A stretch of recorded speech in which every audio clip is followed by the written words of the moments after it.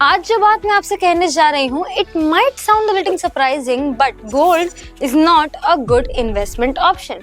अब आप बोलेंगे अरे ऐसे कैसे, सोने की वैल्यू बढ़ती जा रही है, सोना 1 लाख पहुंच गया है, इन्फ्लेशन को भी बीट करता है, श्योरिटी भी रहती है, तो how come it's not a good investment option. देखिए, the gold prices right now are touching the skies with RBI also rushing in to buy more and more gold. By the way, इस पे एक video मैं already बना चुकी हूँ with the detailed analysis of why RBI is doing this। मगर उसके बावजूद भी अगर आप गोल्ड खरीद रहे हैं तो it's not a good investment option अगर आप फिजिकल गोल्ड खरीद रहे हैं। तो अगर आप सोने में पैसा लगा रहे हैं तो कुछ मोटे मोटे 5 माध्यम है आपके पास। जो पहला होता है वो होता है फिजिकल गोल्ड, या तो आप गोल्ड की ज्वेलरी खरीद ले या गोल्ड के ब्रिक्स खरीद ले, कॉइन्स खरीद ले। मगर अगर आप फिजिकल गोल्ड खरीद रहे हैं तो आप एक बहुत बड़ी गलती कर रहे हैं। क्यों? क्योंकि इसमें कई तरह के चार्जेस इन्वॉल्व होते हैं। मेकिंग चार्जेस जो कि 10 से 30% तक के होते हैं, लॉकर चार्जेस, जीएसटी, इसमें थेफ्ट का रिस्क होता है, यानी चोरी होने का डर होता है, जिसकी वजह से ऐसा हो सकता है कि आपका गोल्ड चोरी भी हो जाए। एंड ये इलिक्विड होता है। कैसे? मान लीजिए आपने 1 लाख की सोने की ब्रिक खरीदी है, आपको कल की डेट पे 5,000 रुपए की रिक्वायरमेंट है,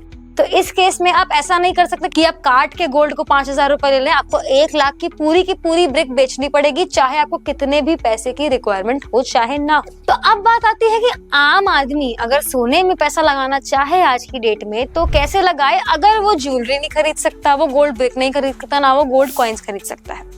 सिंपल, गोल्ड म्यूचुअल फंड्स या गोल्ड ईटीएफ्स, मात्र 500 रुपए से आपका इन्वेस्टमेंट स्टार्ट हो जाता है। इन दोनों में आप सिंगल क्लिक से गोल्ड खरीद सकते हैं, गोल्ड बेच सकते हैं। ना इसमें कोई मेकिंग चार्ज है, ना कोई लॉकर चार्ज है, कोई चोरी भी नहीं कर सकता। और तो और आप इसमें अप टू 10 नॉमिनीज भी ऐड कर सकते हैं। डिजिटल गोल्ड में आप अप टू 10 नॉमिनीज ऐड कर सकते हैं, यानी कि लेट्स सपोज कोई इन्वेस्टर है जिसने गोल्ड में इन्वेस्ट किया है 1 लाख रुपए और उसने 10 नॉमिनी बना रखे हैं, तो इससे क्या होगा, जब भी उस इन्वेस्टर की डेथ होगी तो उसके द्वारा असाइन किए गए नॉमिनीज को उसका ये पैसा इजीली मिल जाएगा। एंड दूसरा तरीका जो है वो है एसजीबी यानी सॉवरेन गोल्ड बॉन्ड्स, जो कि आरबीआई द्वारा इशू किए जाते हैं। हालांकि आरबीआई ने अब फ्रेश एसजीबी इशू करना बंद कर दिए हैं, मगर फिर भी आप इनको सेकेंडरी मार्केट से खरीद सकते हैं। सबसे खास बात एसजीबी की ये होती है कि अगर आप मैच्योरिटी पीरियड तक इनको होल्ड ऑन कर लेते हैं तो मैच्योरिटी के बाद आपको कोई भी कैपिटल गेन्स टैक्स नहीं देना होगा, ये कम्प्लीटली टैक्स एग्जेम्प्ट हो जाते हैं। तो इसलिए अगर आज की डेट में आपने सोचा है कि मैं सोने में पैसा लगाना चाहता हूँ तो वही रुक जाइए और मेरे द्वारा बताए गए इन सभी इन्वेस्टमेंट ऑप्शंस के बारे में पूरी तरह से समझ लीजिए और एक स्मार्ट इन्वेस्टमेंट डिसीजन ही लीजिए।